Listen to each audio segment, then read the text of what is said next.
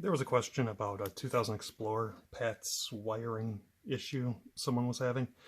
I don't have the wiring diagram, but I do have my connector that I made, which is, I believe, the same thing. This is for a 2000 Ranger, but you made it sound like the Explorer had the same part number for the PATS module.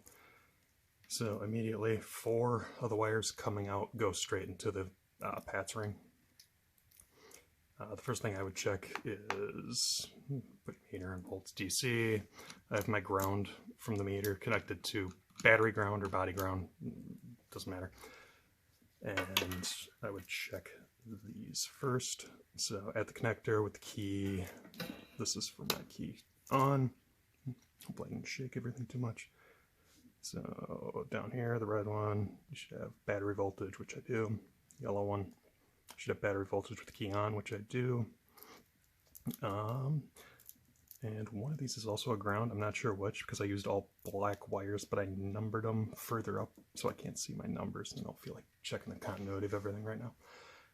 So make sure you got voltage on those two.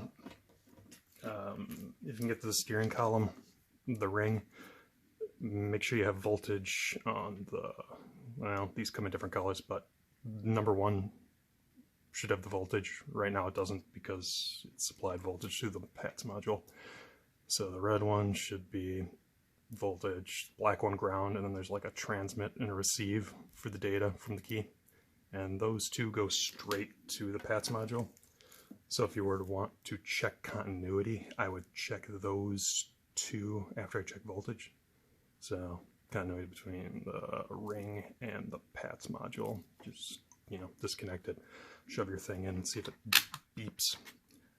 The next thing, so I'm gonna disconnect my ground and we're gonna put it into, so this is the data link connector. I don't know if you can see this. It's just a breakout box for the, you know, OBD2 connector. Pin 2 is what I'm connecting to, and I'm just gonna be checking continuity. So pin 2, it's, you know, pin 2. I don't know if you can see that, it might be too dark. So yeah, you know, get a beep on 2. And then with that, you're going to want to check on the connector. Which one was it? Looks like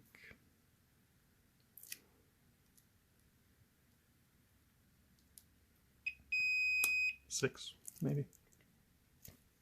Yeah, pin 6. So see if you have continuity between pin 6 and data link connector pin 2, because these are on the same bus. So it's just going to go from there to there. Hopefully you have a meter that just beeps, makes things obvious. What else was there? Let me check this. One of the wires that comes out is just for the LED, and you'll have to figure that one out yourself because I don't have that numbered either.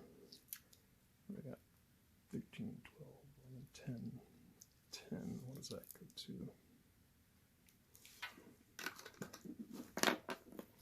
Well, let's see if it's actually pin 10 on here.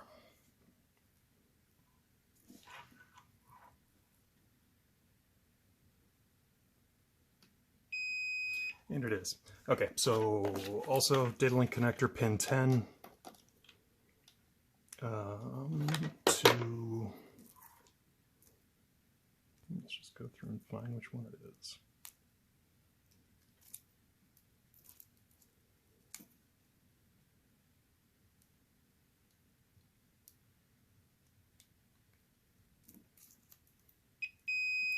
Okay, it's pin 5.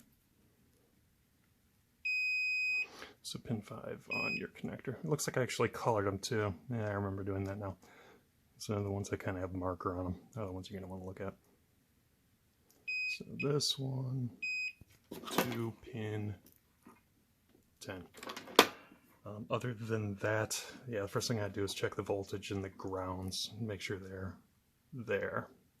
And if they're not, then, you know, check the continuity between the wire and the ring and the data wires and the data link connector, and you should be able to figure it out based on that. If they all come up good, then probably replace the, you know, module and the ring, but hard to say if those are bad without checking everything else first. So hopefully it helps you figure it out. Good luck, bro.